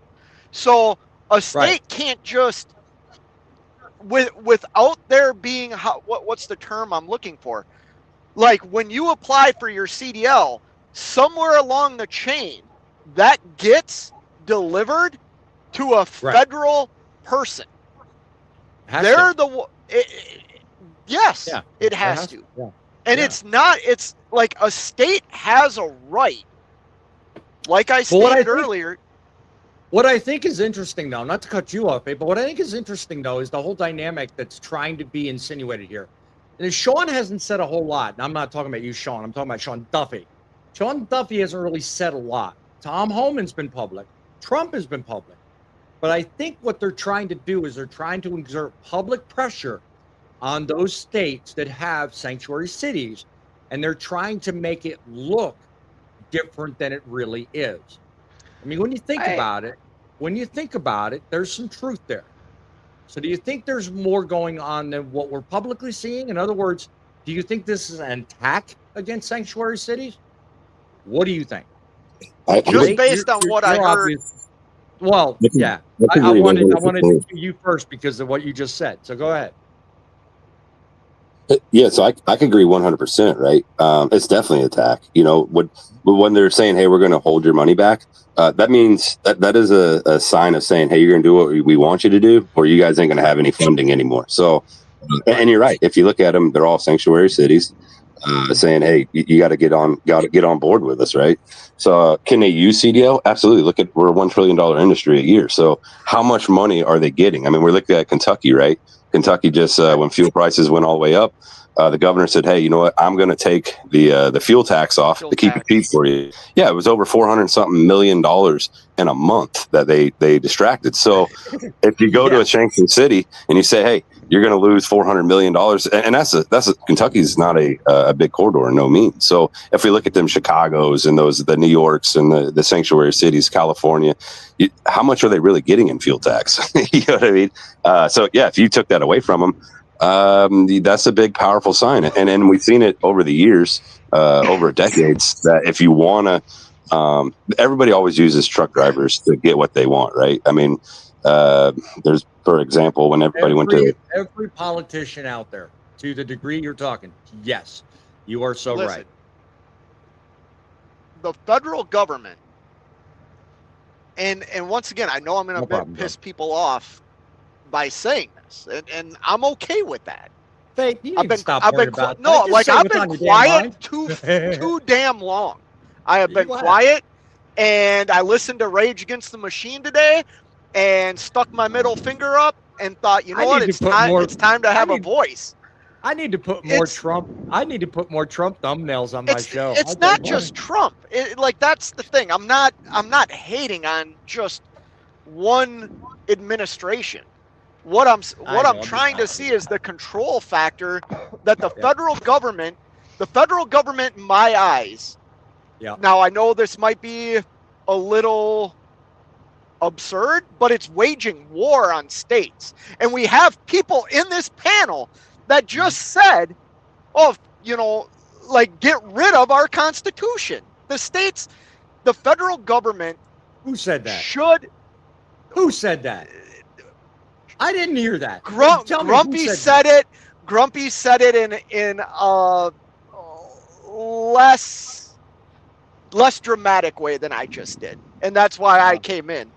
Because the reality is, I think the federal government, if the federal government is going to run trucking, they should run trucking. Think if you were like a lawyer or a doctor, Do you think they should? Do you think they should? Well, think about it. I think they should. Yeah, I think they should. Okay. I think we should have the same laws from California to Maine. That's what I've been saying. With no weird idea. You always have to pull out your atlas. I'm sure a lot of new drivers don't have these, but you need to know the bridge laws. You need to know how long you can be. Every state is different, right, when it comes to trucking. But yet, you hurt Grumpy's interest. The federal government. I'm sitting here trying to figure out how I said something about the Constitution, because I don't remember saying anything about that. I was waiting. He said you said it in a roundabout way that not as aggressive as he did. Call him out, man. No, we're getting distracted here because I actually have somebody who agrees with me about trucking needs to be Nobody cares what you say. Laws. Grumpy, you go. Oh. All right. States have a right. Listen, states don't have to comply with everything. And that's what we have to understand. And we have to appreciate that. When we start forgetting, it's not just sanctuary states. If you look at some of the states with the highest number of non-domicile CDLs, let's be real here. The Republican-ran states. We have to be real. I appreciate how passionate you are, Fate, but I'm gonna cut this down the middle right now. All right, because you have your passion, and we have a diversity of opinions on this panel, but you have to have uniformity when it comes to one important aspect. Okay, how diverse do you think rules are when it comes to flying an airplane at 30,000 feet? Why is it? Perfect example. Perfect example. Now, let me finish. The reason I bring all this up is because you don't have half the drama associated with flying airplanes from Chicago to LaGuardia as you do as running a freight load of truck. You know, I'm going to make it even from simpler for you. FFA or Who gives you a drone license? I'm going to make it even simpler for you. FFA. Wrap it up. Or not Tell FFA. me Who's the what am I FFA? missing? Who's No, the it's not that- FFA? Is It's that what it FAA, is? by the way. The it's FAA. There we go. Yeah. Who is that? Is that a state entity or a That's federal federal. entity? I don't know. I know No, we're it's missing actually- one of the panel No, that no, no. knows about that stuff. Hold on. What do you mean? Grumpy. The Data. FAA. Data has Yeah. one. Jesus fucking Yeah. Christ. So Let my me- thought Yeah, I pattern, was right? just going to ask you, Sean. What do you have to add to this? Go ahead. So again, if we look at what's going on, do we really want the federal to have that kind of power, right? We see stuff over and over again of corruption, like we're seeing right now, right? So they want to push autonomous in. How many millions and millions and billions of dollars are they throwing at this, right? You look at data centers, for example. They're throwing all that money. So if we give federal control, what is Right. the politicians and lobbyists? How's that going to control it, right? So right now at state levels, we still have that power. We still have that fight in the game to say, hey, you know what, this is not what we want. And then when they start taking that power away, so it's very interesting to see and watch and follow along on it. I really think there's a lot of right now showing power. I mean, look at Sean Duffy when the railroad company asked for money in California, and they're like, hey, we've already gave you that money. But now we're seeing him giving the money. So what changed over in a couple week period of time to say, hey, we funded that, but now we're going to give it to you again. Don't waste it this time. So They it's gave them stock options. yeah, right.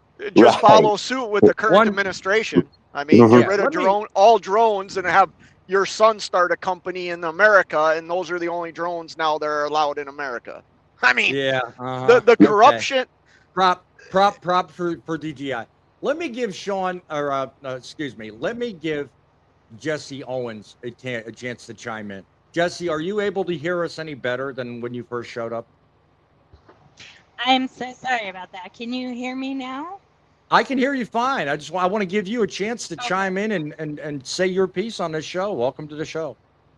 And thank you so much for having me. I was invited. I'm Jane Owens with truckers.com. The show here, so I like to Great. sit in the back and listen if you don't mind. Hey, no problem. But if you join the panel, we'd love to at least give you the chance to say your piece. Welcome in. Glad to have you. If at any point in time you want to make a statement or disagree with somebody, certainly tell us. Let us know. Sean, please continue on. I didn't want to cut you off, but I also wanted to give Jesse a chance to chime in. Go ahead. Yeah, so I mean that's something that we have to ask ourselves, when we're in this battle or this fight that I keep saying. Yeah. Do we really want federal actually? Do we really want federal to have that loophole in there? So you got to weigh out the odds. What's But that? the federal, our licenses are through the federal government. I think you and I were actually diving into the same point there. So Because your federal license, but state ran, right? This is why I was saying federal can actually say, hey, you know what? We're going to make all the rules, all the green book across the board for every state. They choose not to, right? So just like if you owe child support, right? It's a state that says, hey, you know what? We're going to suspend your license because you didn't there you go. pay for your thing. So you were like literally just gonna go down the question that I've been holding back for a few minutes now because I really don't want to go off track. But the question is how? Okay, if we have a federal license, a CDL, you guys looking at my question list? How does the state actually? How was the question supposed to? So if we have a federal license, how is it possible that a state could take our license away? Well, there you go. Because it's delegated. So we're federal license, state ran. Does that make sense? So you get a federal license, and then you get just like your TWIC card, everything else. It's all federal stuff, but you're actually ran by that state. They drop the ball on somebody else for more responsibility somewhere else. Actually, I'm going to Basically, the challenge way you, I'm Sean. seeing that. Sean, We I'm going to hold on. My show, my thought. Let me challenge you on that, Sean, because I mean, yeah, I agree with what you said. State run, federal, blah, blah, blah. But It's a when federal you go to license. apply, hold on. But when you apply for a CDL, you have to go through the state to get it. How is it state or how is it the way you worded it? I'm totally, I'm playing average Joe trucker here. How is it what you said makes sense by what I just described? You don't get the federal government saying you can have a CDL. You go to your state to get it. No, So yeah. you go So to your you go to your. Go ahead. no, go ahead, yeah. Sean. I'm So, challenging you on this. Go ahead. yeah. So that's why they made the FMCSA, right? So FMCSA is your federal ran organizations that actually looks over all of our safety data, the accidents, everything you can think of in trucking. The FMCSA has a power over it. Then they Right. delegate that to go into colleges to run the studies. They basically give the funding to everybody. So how the state actually, why you have to go to the state to ask for is because the FMCSA says, the federal agent says, we're going to delegate this to you guys to take care of licensing. And you have that power. So you could say no. You simply could just, if a guy has a bad driving record in that state, then you don't get to issue it. And the reason why that was, if we look back in the day, back in history, if you remember the good old days when you ran your license and got all the points up, you just moved to another state, and then you would get another license, and you just drove out until that license was no good, and you continue to do that. So that's when the government stepped in and said, "Hey, we got a bad problem. We got guys that are out here that are, unsafe, non-qualified." So they said, "Hey, you know what? We're going to make it a federal database. So when you get that license, it goes to the FMCSA. They report you. They keep you recorded saying that you have a license at this state." That's where, hence, now we have our PSPs, our what's the other ones? PSP is the one that goes on to our license. So every time we make a mistake, all and that stuff is currently in databases, which give the federal government all the information they need, but they don't currently have the enforcement to carry out. So who dropped the ball, the federal government or the states? Well, so you jumped the gun. Who dropped the ball? Yeah, I was gonna ask that following up, but yeah, you brought up a good point, Faye. Sean, I mean, it's great to know what you're saying is true, and I agree with everything you're saying, by the way, because the whole question's premise was the average Joe trucker who's probably watching, either now or on replay. But think about it. I mean, if you give everybody in the federal government the power to say yes or no, but you give them the power, but you don't give them the tools, what does that say about the way things are? I mean, because honestly, when you think about it, we're talking about pulling federal funding from, hold on, we're talking about pulling federal funding from the states that the federal government thinks doesn't run their state right, with all this uncertainty about what it takes to do that. So what do you think there, Sean? So what I think is, my honest opinion, this ain't factual, but I think we've allowed the power, the truck drivers and ourselves, we've kind of allowed this, the separation of, hey, the federals can do what they want, the states can do what they want, instead of saying, hey, you know what, we don't want that. We want it to connect together.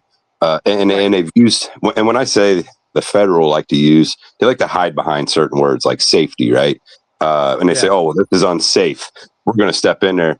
And they're not saying this because it's a safety thing. No, it's a power trip, right?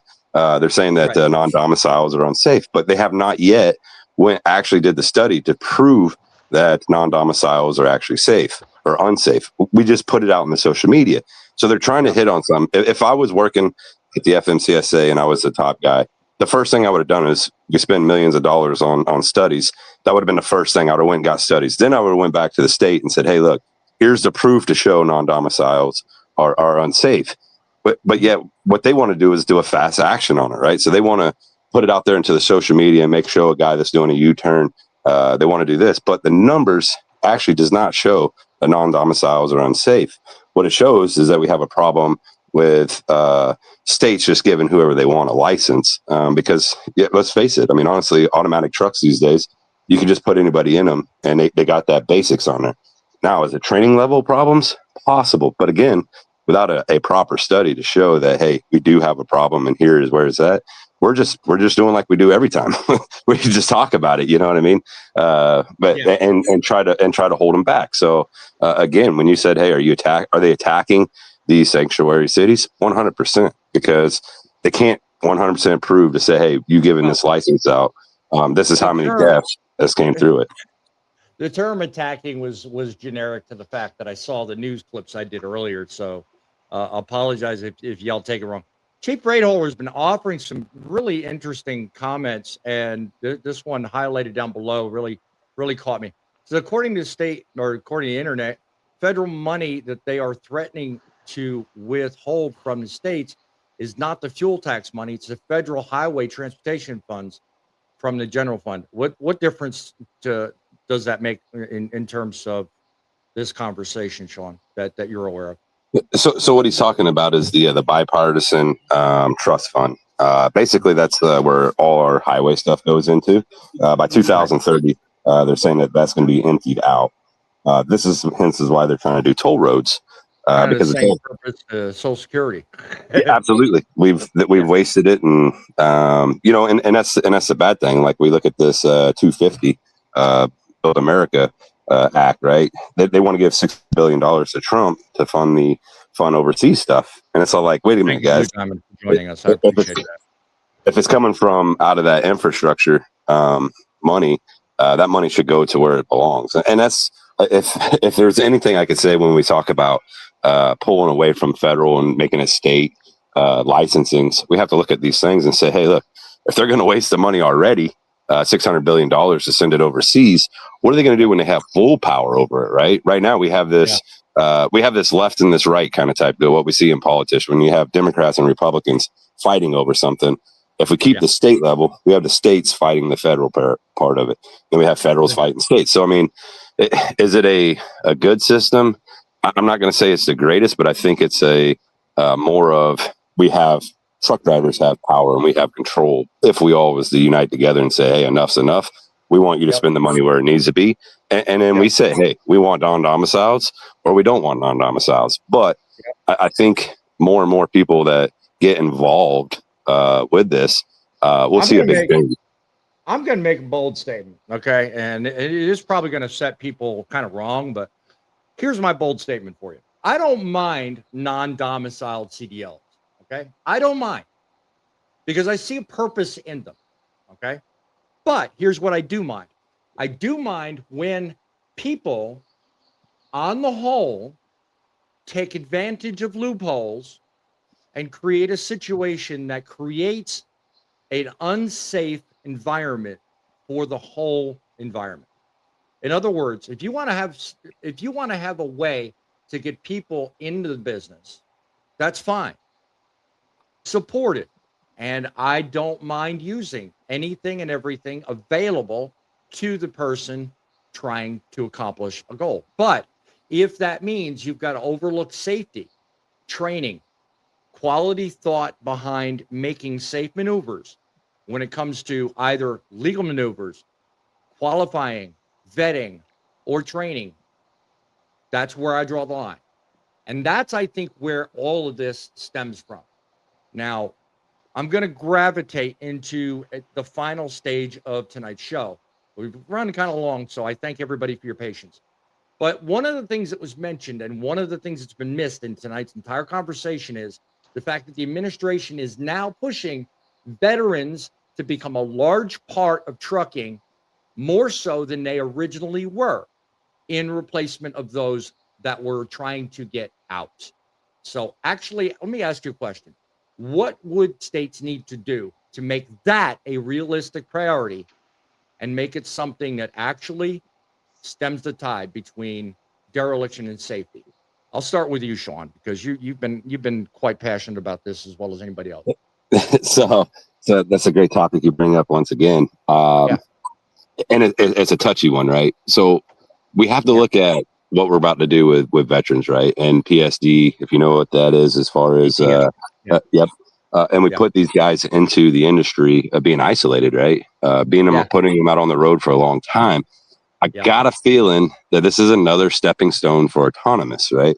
So if we put this in here and we show that there's a lot of Really? mental health, absolutely, 100%. So if we put a lot of mental health issues into the trucking industry, now we can push our agenda even further and say, hey, we got a big problem with mental health, and this is why we right, Careful and this with is why that, we Sean, because there's another fellow on this panel that's very passionate about mental health and other things. So be very careful with that. I think I see where you're going, and I kind of agree, but I'm so hoping that's not what the administration's doing. But keep going. yeah, so that's why we stepped forward, and what we did is we Yeah. put in how do you control it? How do you see where it starts at, right? Because a lot of people don't know it. We know what the end results are, but we never look at the beginning of it. And this is why we're pushing it so hard, is because if we do put veterans in, I think there should be something that they can actually say, hey, the seat, the vibrations of the truck, dealing with the shippers and being isolated for hours and hours at a time. How do you combat with that, right? So that's what our team did together. We said, hey, you know what? We know this is coming, but now they're going to open up that door. How do we welcome into our industry, knowing what's going on? And the only way to do that, right, is show an education thing and saying, hey, this is how you combat with it while we're truck drivers, and have truck drivers write it, not somebody at college or a student saying, hey, I'm just looking at numbers, but actual physical truck drivers that are out on the road that we see it every single day. So I do really think the veteran thing of opening up that door, it does have something to do with their agenda. And now if we can stay in front of it and say, hey, you know what, we're welcoming these guys in. Let's do a buddy system. We're acquiring a buddy system now. Most people don't like that mentor part of it, but as truck drivers, I mean, even Grumpy, right? Grumpy's no longer actually drive it physically, but he knows the ins and the outs of it. So why not have a person call him and say, hey, I need somebody to connect with. How do I do this? Today I'm sitting here. I was glad you mentioned the buddy system, because the guy on the opposite side of the screen from me can definitely offer some insight about that. Isn't that right, Thumper? Yeah. When it comes to the buddy system, you've said things quite a few times on my show about that very thought that he just raised. I mean, that's what it is. I mean, Sean's hitting it right on the spot. I'm a veteran. I've been down that. I've been down that road many times. Yes, you have. Yep. And if it wasn't for being able to reach out to Boss Man, Grumpy, a few of the other people that I've known and stuff like that, it's, it could be a lot worse for me today it could be a lot worse if I didn't have people to reach out like that. So yeah, I agree with you, Sean. It is a touchy subject for me on that one, but at the same time, yes, there should be someone that they could call or whatever. So I think that opens up a great avenue for a future show. What do you think? By the way, if any of you watching have any thoughts on future shows, if you're watching this on the replay, please leave a comment. Let me know, because I'm integrated. As I opened the show and said, I'm integrating more of your comments and more of your thoughts about current videos and shows and things into future productions. So by all means, let me know your thoughts down in the comments below.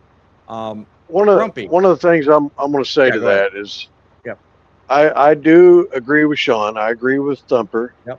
But when I came into the trucking industry 25 plus years ago, I met a lot of drivers that have been driving for many, many, many, many moons. Yep. And those drivers, about 25 to 30% of them were retired veterans.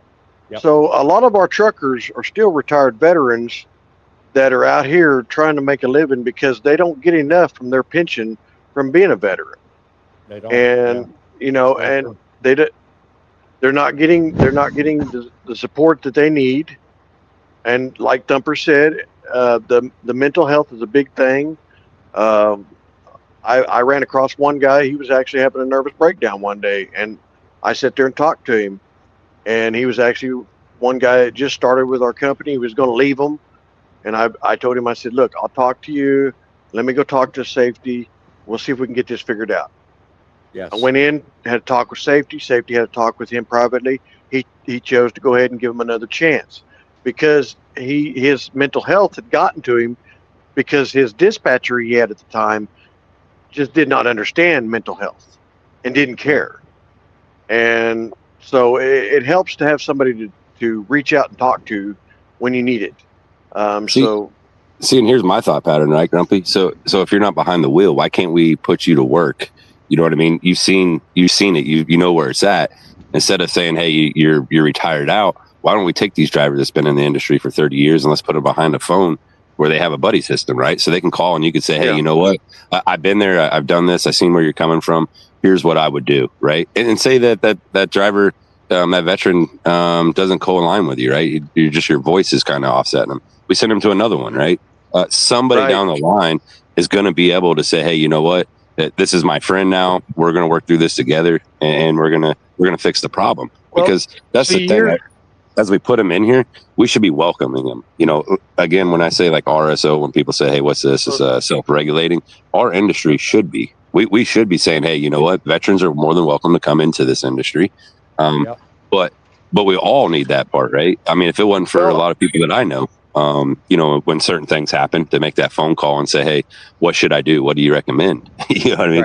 Right. Sean, I'm going to put stuff in the notes as we leave the show, but for the commenter that has a comment down below, let me give you the opportunity to verbalize. The man's asking about how he can get more information about what it is you do. That's semi-Corey, by the way. That's you know, and also a benefit to those watching the show. Tell us what steps they can take to get more information about what you do. Sure. So we've teamed up with Jane and We the Truckers. If you go to wethetruckers.com, it is called Behind the Wheel. It actually talks about the mental health in the industry. What we're doing is that we've connected with a bunch of people. We call it a roundtable. We meet every Friday, and we basically talk about the hard topics on our industry and how we can change them. We fight against toll roads right now, and how similar to what's discussed here. Yeah, just like how we're doing it just right now. Yep. And then what we do is so it's recorded, and then we take that information and then we put it together and say, how do we stop it? How do we control it? How do we have our voice into it? Right? Because I mean, let's face it, with government going in there, you know, OIDA, all these guys that are actually doing stuff, we don't have that funding, but we have the power of the voice, and our voice means something in this industry. We try to wake up everybody every day. We go on TikTok lives, and we actually have these conversations that saying, hey, we can talk about mental health without it going sideways, or we can talk about politics without being, you know, bad naming and having a disagreement. It's okay to agree to disagree, right? But what's not okay is us not having a voice in the industry that we should have some say so in it. Nowadays, I look at technology, right? We're wanting to put people on the moon. How come we can't send a text message to every single truck driver in this industry and say, hey, this is what we're about to do. What do you guys think? What do you think about autonomous? What do you think about allowing veterans to come into the industry? You know, how do we fix it? How do we do this? And they don't, you know, so that's what our message is. This is what we do. We go out with bullhorns, we'll protest, whatever we have to do to make it where our voice is heard. That's what we're doing. Not to toot my horn here, but we're real quick, barbecues as well. Oh yeah, that's something else. We're in truck. Thank you for that. Yeah, Sean. Yeah, so we're starting something now on the 15th of the month, where we're actually having barbecues. We're getting more interest of people doing it. Getting out in the truck stops, you know, shaking them hands to our fellow drivers, bringing that brotherhood and sisterhood back into the industry. Meanwhile, while talking about these topics, right? So we use a QR code to get drivers to, you know, go look at it. It's Behind the Wheel on wethetruckers.com, to where they have somewhere that outlet, that vent, you know. Would next Sunday be too late to actually use that code on my show? No, it would be fine. Jane might even have it with her right now. No, because between you and Jane, I want one of you two to actually fortify me with that QR code so that I can put it up on the screen here and actually bring it up. So this way, next week when you come on the show, I've actually got something to actually put up and show that gives them what they need. Because I mean, I'll put the links and stuff after the show in the show notes, but I think it would help, you know, the entire movement you're talking about, and I'd gladly do that for you guys.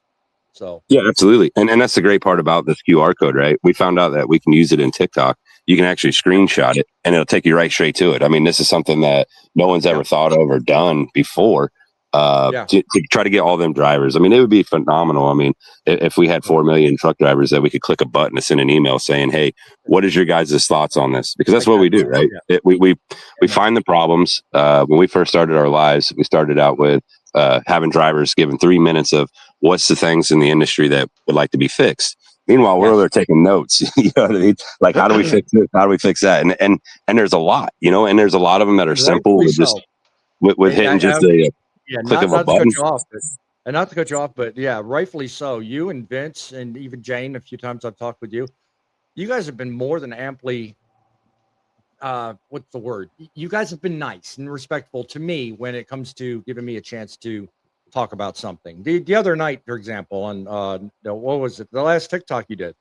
I mean, you guys, you know, were patient with me as I rambled on about my thoughts about Indiana tollways. It was funny, but you know, just that originally wasn't the thing I came in on, but it was the thing I was passionate to talk about. So I think what you're getting at though is that's kind of what's happening here. So, but it's on a less public environment. It's more, you know, we're recording it to help you guys. So that's Well, am I wrong in that? Yeah, no. So our lives, we just kind of jot down. But so our round table is where we put our think tanking at. That's what I mean, So the round table is where, like, okay, for example, with the mental health stuff, we had 15, 20 people in there, and we're like, how do we build something that doesn't say, hey, this is a bad part of it. What we said was, how do we fix it? Like the Indiana toll, right? The I-70. How do we get them to listen and say, hey, this is not a good idea to be doing this, right? The I-70 toll road. Yeah, right. So our round table is do we put it in social media? Do we send it to news outlets? Do we go straight to Sean Duffy, knock on the door and have a conversation with him? Do we talk to Congress?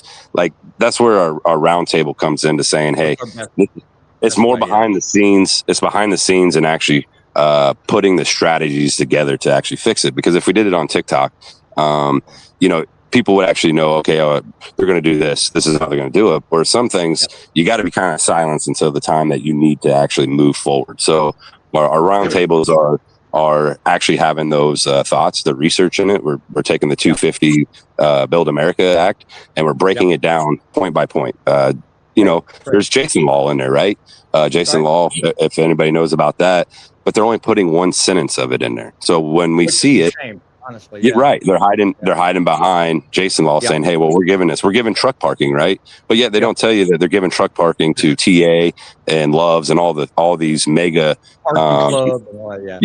these corporations that they make money off of us already, right? We got a broken system. Why are we charging for parking? You know, we need to fix that system. Yeah, one show at a time. Not to cut you off, but Grumpy, did you want to add something to that real quick? Well, it's just not really on the subject directly, but I came out and I started out basically like you were saying, talking with truckers. Okay, I began with one of our godforsaken, lovable friends that he moved on to better things. Good for him. But driving with John and I started out talking for many, many, many times. Then I was having some issues with my group on Facebook. I scouted this gentleman out over here, which is Boss Man. I bugged him and I bugged him. And finally he came to me and said, okay, what's the deal? So we became friends. It's been almost 4 years now. And so it became me and him and driving with John. Then I later started scouting out and I found a gentleman by the name of, we call him Larry the Trucker, which he's pretty busy anymore, so he doesn't get to join us very often anymore. There is a point at the end of the saga, isn't there? Yes. And then over here, this gentleman over here, Thumper, this gentleman over here, Thumper, joined in with us, and I found him, and we all became friends. Huh? No, you did not find me. I found you guys through Larry. Okay. Pardon me. Grumpy, I already knew. Look, Grumpy, you're talking to but anyhow, master over here. I already knew you. Thumper found me, and he brought Larry into this. So don't even Well, No, Larry was, yeah, no, Larry, no. I brought in. I brought Larry in I because Larry found wanted to I learn more found everybody's techniques. got their I found this everybody's got their show opinion. I found this show through a post that Larry posted up saying, "Hey, come check out the show." I I watched the show. I called in for 2 shows, and then I started coming on camera, and I've been stuck here ever since, and I don't know why. Yeah, but Love you I too. could have sworn I found you on TikTok first, though. I stumbled across you because of All Larry. right, we can go down the memory lane issue some other show. Look, tonight we've spent a lot of time talking about truck drivers, qualifications, and CDLs, states' rights, licensing, and enforcement. But I have to wonder, is trucking really the whole story here? And is what we're looking at really being told correctly? The purpose of this show is to really ferret out, talk with each and every person individually, and find out what you think is really going on the front lines of trucking. Now, do you think what's being said is the truth, or do you think we're watching just one piece of a much larger conversation? Well, in order to answer that, I want you to tune in week after week, get your piece, talk your thought, and make every thought count. Over the past several months, we've heard national debates about immigration enforcement, border security, voter rolls, redistricting, and all the stuff that's really hidden behind all the conversations we're currently having tonight on this very show. Because really, when it comes down to it, the open debate on whether the federal government has the power to make control over what states do is really the start and the end of this conversation. Those are all different issues, but they all have one thing in common. They're all part of a broader discussion that isn't going to be solved on one news show or one talk show. Let me tell you something. Every game of chess has pieces that move across the board. Some make big decisions. Some simply find themselves reacting to others. The pawns don't decide when the game starts, who the opponent is, or what happens at the end of the game. They're simply part of the game, and they wake up one day and realize that they're part of a game that they never really chose to play, but they're in anyway. Every good strategist understands attention is a finite resource. And the more time people spend watching one piece of the board, the less likely they are to notice the move going on behind the scenes. So let me leave you with this tonight. Could truck drivers, carriers, and everyone else on the ancillary sides of trucking even be knowing what the real truth is? And is there something bigger that all of us are missing? So if you believe we've missed something in this discussion tonight, I want to hear from you in the comments below after the replay. I want you to tell me what you think, and keep steady and keep tuned in to Truckin Frontlines for future episodes, because we're not going to let this go. We're going to keep talking about this, and we're going to keep hammering it out, because you guys are the ones that make the difference out here every day. Grumpy, you want to close up with any last minute thoughts? Tell us what you're thinking about tonight's show, or Well, my old motto when I was grumpy old trucker was, if it ain't broke, don't fix it. But if it is, do your damnedest to fix it. Certainly. Exactly. Boy, you're getting short and sweet all of a sudden. Did I offend you earlier? Maybe. Let me ask you this, Grumpy. Do you believe the discussion around commercial driver's license and what we talked tonight is primarily a trucking issue? Or do you think it's become one that's kind of a bigger part of a discussion that maybe we need to have more often? Well, I mean, to be honest with you, it wouldn't hurt to bring it up more often, because it's not just focused just directly on us. I mean, it matters to a lot of people out there. It does. Yeah, it does indeed. It does indeed. Jesse, any last parting thoughts? I just want to thank you very much for having me on here. It's been a pleasure. And, I just want everybody to know that we built this platform for all of you. We did indeed. We did. So Stick. this is for you guys. So however we can help assist you, Yes. or if there's something you think needs to be added or changed to the website, Mike and I are always open to Right. suggestions. So, and are you Trucking City Media? I hope that doesn't. Yes. Yeah. I was. In fact, I was gonna say and do during the close of this. Yeah. This is Truckin City Media, and the best way to get a hold of me or send me any story links, if my Well, you're on the website. well, yeah, no, I'm trying to be public about this, but I've got a graphic in the way, and I'm trying to navigate, which is what. There we go. There you Truckin City go. Media. That's truckinnews@outlook.com. That is my email address. If you'd like to know more about me or the story sources that exist whole on this show, that is how you do it, and that is the best way to contact me if you're not already aware of everybody else in this panel. So, Sean, I'll let you close out this part of the show. I want to wrap up because we're way over 2 hours, which is way longer than I normally go. So it has been a wonderful show, which I'm glad you and Jane are both part of. So, yeah, tell us what you think about the ongoing efforts of trying to make people aware of the right story in trucking as opposed to the wrong thing. Well, first off, thanks for guys for letting me come up and be part of you guys' show. It means a lot. You know, and I want to thank all your viewers for actually being here and watching and staying here for the 2 hours. You know, but I think our industry right now, as a whole, if we don't get involved, what's being sculptured down the pipeline is going to be created for the next 10 years. And when we came into this, looking into how we can fix the industry, and then listening to the stories of future truck drivers, you know, I keep on saying what we're doing is trying to pave the way for the new generation coming in, whether it be veterans, whether it be, you know, nephews and nieces and aunts and uncles, grandmas and grandpas, brothers and sisters. Whatever they are, we want to give them something to come into and actually not have to be like beaten down with federal rules, because some of these rules that they have are just overwhelming. I mean, they don't really need to be there, and why they were put there.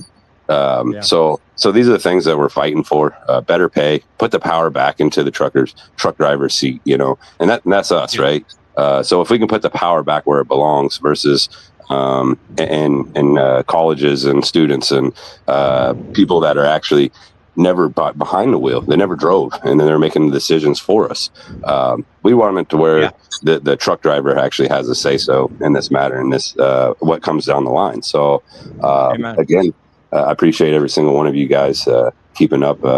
You know, glad to have you on. We're glad to have you on, and I'd like you to reach out more and kind of convince Vince to show up once in a while, because he's I mean, an amazing personality.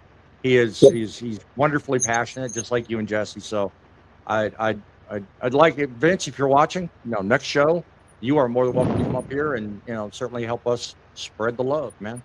So yeah, Sean, we'll get Vince on. We'll get Vince on. We are eternally grateful that you're part of the show. So thank you. Yeah, absolutely. So, I mean, and when that being said, you know, every driver out here, just stay safe out there. I always tell everybody, open up the door and tell a truck driver thank you. That's the least thing that we can do. Bring the brother and sisterhood back in the industry.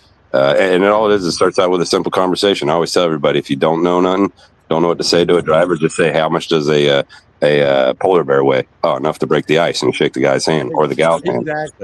As we have women, as we have women come into this industry and then all walks of different lives, you know, it's our industry, and don't ever forget that. Everybody that's watching, this is our industry, and the power should be from the driver's seat, not the other way around.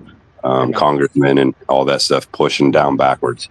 We should have say so. This is our industry, and we're here to stay for a long time. You know, I just toured the I-80 truck stop again. I'll have a video up here pretty soon about it. But if the souls that drove those trucks back in the day were still here in our industry right now, what would they say? And that's what I look at. All the people that has felon while they were driving, and paved the way to feed their family and have a roof over their head and all that stuff. What would they say? And where we're at. So that's what keeps us going strong. The people that support us, and get involved. I mean, it's real simple.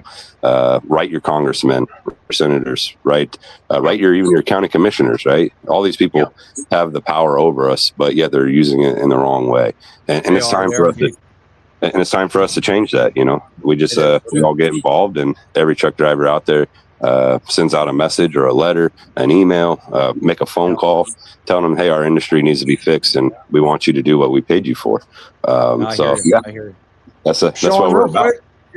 Give us a web address where we can find you if we'd like to look you up outside of either this show or any other platform you're on. Let us know how to find you. Yeah, so if you go to WeTheTruckers.com, you'll find me, you'll find Vince, you'll find yourself. There's quite a few advocates that are on there that are trying to help fix the industry. So WeTheTruckers.com, it's a good informational, but also get you connected with the right people. If you want to get involved, subscribe to their emails. We send out once a month to people saying, hey, this is what's going on, this is what's coming down the pipeline, this is what we're doing. So yeah, if you wanted to get with me, that would be the best way. I'm on a few other websites, but that's I'm on Pastime for Change as well. So if you made an account with them, all these ways. Another fellow that has been on this show a time or two. So yeah, thank you. Sean, hang out for me. Do not leave. Hang out backstage afterwards. Thumper, I think you have been an amazing force. You've been with me since the start of Truckin City Media. Let me know. Today hasn't really been a glorious show. It's been a long one, but it hasn't really been all that much different than any of our shows in the past. We exist to tell everybody to do what we can to inspire you to ask better questions. Whether you're talking about elections, voting rights, trucking, doesn't matter, okay? The worth of the professional drivers is really where we shine through the most. You're passionate about, the mental health, the mentorship. I'm passionate about believing in America, believing in the right way to get things done. And my commitment, I'm sure you share it, Thumper, is that we're going to do everything we can to keep the conversation focused on what matters and give the average Joe trucker a place where your voice can be heard. Tell me your thoughts and how we can find you as we wrap up tonight's show. Oh, you can find me on TikTok and YouTube, Thumper and Bo. Pretty simple. Yeah, I mean, I'm passionate about the mental health, the mentorship, the stuff like that. I mean, you kind of nailed everything right on the head on that one. I mean, we got to keep the conversation going, and if we don't talk about the issues, no matter how small they are, they won't get fixed. And I've always said it before. You can't just put new laws onto a system that's broken. We got to fix the system before we can start doing that. So that's a huge part right there. So I mean, that's kind of all I really have for tonight. It was a good discussion. It was a good show. I mean, it was a long show, but it was a good show. We kept it very entertaining. And long but very valuable. We had a lot of good things to add and great guests every single one of them. So, yes, Sean, Jamie, Grumpy, Fate, Semi, thank you guys. If it wasn't for them, it wouldn't be a show. I mean, you and I can sit up here and bullshit about stuff. Walk back every day, It gets boring, so we get more people in here. And if you guys, if you want to join, click on that link. We're here. We want to hear your voice. That's what we do. That's why we have these shows. And once again, anything that we don't talk about here, I want you to put in the comments below. Let us know what we've missed or what you'd like to see more of. Because one thing is true, the less we say, the less gets done. The more we say, the more we're heard. everything we say is important. All we've got to remember is it's more important to keep asking better questions. That's it. You agree? Well, exactly. There's no such thing as a stupid question. The only stupid question is an unasked question. Exactly. You know, there's people coming in here that don't even know anything about trucking but want to learn. Hey, watch the shows, ask questions. That's what we're here for. Hey, veterans, you out there, people who've been driving for 50 years or 20 years or whatever. Hey, we want to hear your guys' input too. So, you know, that's kind of all I really have for today. I'm sorry for being under the weather and not being very chatty, but, you know, that's just kind of the way it worked out. So, but yeah, that's all I got for you guys. Like Bo and I always say, God bless America. 250 years. Let's keep going another 250. You, police, firefighters, military personnel, truck drivers, God bless you all, you guys. And hey, we don't do this just for us and our families. We do it for you guys. That's it. Amen to that. Never a better quote said in my life. I believe 100% in everything you just said, my friend. Let me tell you something. Remember, guys, one important fact I stand behind 100%.